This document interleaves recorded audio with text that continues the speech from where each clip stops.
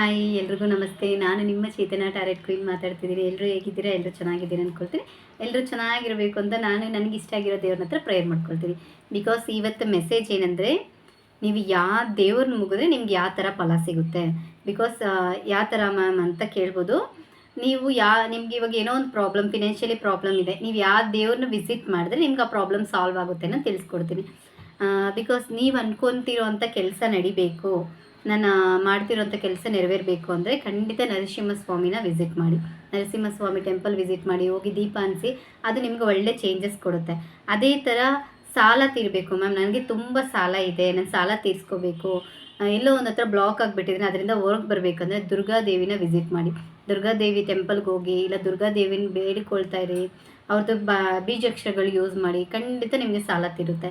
ಅದೇ ಥರ ನಿಮಗೆ ನಾಲೆಜ್ ಬೆಳಿಬೇಕು, ನೋಡೋಕ್ಕೆ ಚೆನ್ನಾಗಿ ಕಾಣಬೇಕು, ಬಿಕಾಸ್ ಎಂತ ತೇಜಸ್ಸಾಗಿ ಕಾಣಬೇಕು ಅಂತಾರಲ್ವ, ಅವ್ರು ಬಂದು ಖಂಡಿತ ನಾಲೆಜ್ ಬೆಳಿಬೇಕು. ಮಕ್ಕಳು ಓದೋ ಮಕ್ಕಳಿಗೆ ತುಂಬ ನೆನಪಿರಲ್ಲ ಅಂತಾರಲ್ವ, ಅವರು ಖಂಡಿತ ಷಣ್ಮುಖ ದೇವ್ರನ್ನ ವಿಸಿಟ್ ಮಾಡಿ.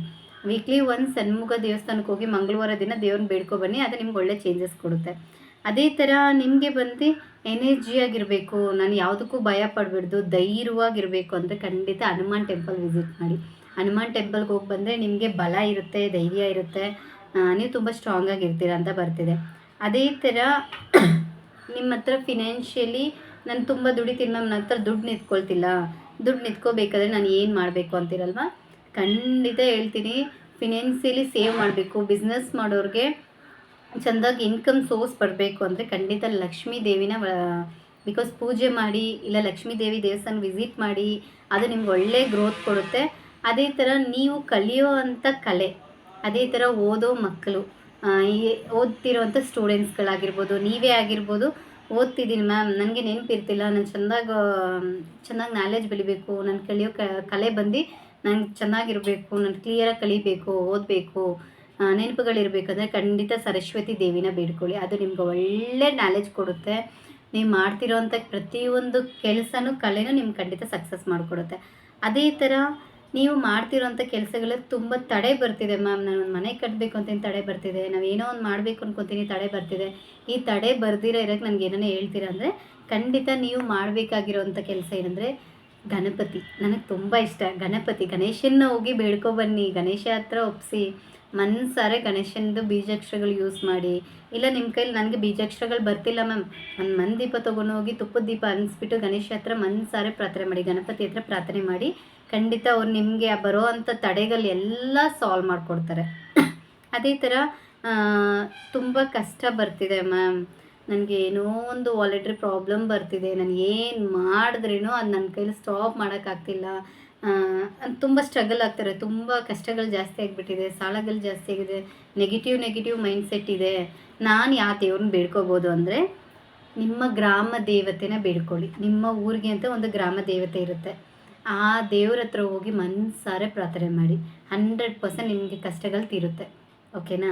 ಅದೇ ಥರ ಇನ್ನೊಂದು ವಿಷಯ ಏನಂದರೆ, ತುಂಬ ಜನ ಹೇಳ್ತಾರೆ ಮ್ಯಾಮ್, ನನಗೆ ಎಷ್ಟು ದುಡಿತೀನಿ ಮ್ಯಾಮ್, ಎಷ್ಟು ಚೆನ್ನಾಗಿದೆ ಮ್ಯಾಮ್, ಇವಾಗ ಏನದು ಅದು ಎಲ್ಲ ಟೋಟಲ್ ನೆಗೆಟಿವ್ ಆಗಿದೆ, ಬಿಕಾಸ್ ದರಿದ್ರ ಬಂದುಬಿಟ್ಟಿದೆ ಅಂತೆಲ್ಲ ಹೇಳ್ತಾರೆ.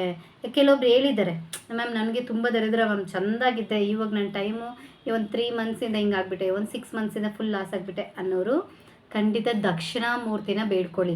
ದಕ್ಷಿಣಾಮೂರ್ತಿ ದೇವ್ರ ಹತ್ರ ಹೋಗಿ ಅಲ್ಲಿ ದೀಪ ಏನಂತಾರೆ ದೃಷ್ಟಿ ತೆಗಿತಾರಲ್ವ, ಆಗ ಗೂದ್ ಕುಂಬಳಕಾಯಿ ಆ ಥರ ದೀಪ ಅನಿಸ್ತಾರೆ ದಕ್ಷಿಣಾಮೂರ್ತಿ ಟೆಂಪಲಲ್ಲಿ. ಆ ದೀಪ ಅನಿಸಿ ಮನಸಾರೆ ಪ್ರಾರ್ಥನೆ ಮಾಡ್ಕೊಬನ್ನಿ. ನಿಮಗೆ ಆಗಿರೋಂಥ ನೆಗೆಟಿವ್ ದರಿದ್ರ ಆಗಿರ್ಬೋದು, ನೆಗೆಟಿವ್ ವೈಬ್ಸ್ ಆಗಿರ್ಬೋದು, ಟೋಟಲ್ ರಿಮೂವ್ ಆಗುತ್ತೆ. ಖಂಡಿತ ನಾನು ಹೇಳಿರೋವಂಥ ದೇವ್ರುಗಳನ್ನೇ ಪ್ರಾಪರಾಗಿ ನೀವು ಬೇಡ್ಕೊಬನ್ನಿ. ನಿಮ್ಮ ಪ್ರಾಬ್ಲಮ್ ಏನಿದೆಯೋ ಅದು ಕರೆಕ್ಟಾಗಿ ಸಿಚುವೇಶನ್ ನೋಡಿ ಆ ದೇವ್ರನ್ನ ನೀವು ಪ್ರೇಯರ್ ಮಾಡೋದಾಗಲಿ, ಬೀಜಾಕ್ಷರಗಳಾಗಲಿ, ಟೆಂಪಲ್ ವಿಸಿಟ್ ಮಾಡೋದಾಗಲಿ, ಈ ಥರ ಮಾಡಿ. ಖಂಡಿತ ನಿಮ್ಗಾಗಿರೋ ಪ್ರಾಬ್ಲಮ್ಗೆ ಖಂಡಿತ ಸೊಲ್ಯೂಷನ್ ಸಿಗುತ್ತೆ. ಇದು ಟ್ರೈ ಮಾಡಿ ಖಂಡಿತ ನನಗೆ ಫೀಡ್ಬ್ಯಾಕ್ ಕೊಡಿ. ಅದೇ ಥರ ನಿಮ್ಮ ಫ್ರೆಂಡ್ಸ್ ಆರ್ ಫ್ಯಾಮಿಲಿಗೆ ಈ ಮೆಸೇಜ್ ಬೇಕಾಗಿದ್ದರೆ ಶೇರ್ ಮಾಡಿ. ರೆಗ್ಯುಲರಾಗಿ ನನ್ನ ID ಫಾಲೋ ಮಾಡ್ಕೊಳ್ಳಿ. ಓಕೆ ಗೈಸ್, ಇಷ್ಟ ಆಗಿರುತ್ತೆ ಅಂತ ನಾನು ಅಂದ್ಕೊಳ್ತೀನಿ. ಎಲ್ರಿಗೂ ಇಷ್ಟ ಆಗಬೇಕು ಅಂತ ನಾನು ಕೇಳ್ಕೊಳ್ತೀನಿ. ನೀವು ಎಷ್ಟು ನನಗೆ ನಿಮ್ಮ ಸಪೋರ್ಟ್ ನನಗೆ ಸಿಗುತ್ತೋ ಅಷ್ಟು ನಾನು ನೆಕ್ಸ್ಟ್ ಮೆಸೇಜ್ ಯಾವ ಥರ ಕೊಡಬೇಕು ಅಂತ ಟ್ರೈ ಮಾಡ್ತೀನಿ. ಓಕೆ ಗೈಸ್, ಎಲ್ರಿಗೂ ಬಾಯ್, ಹ್ಯಾವ್ ಎ ನೈಸ್ ಡೇ.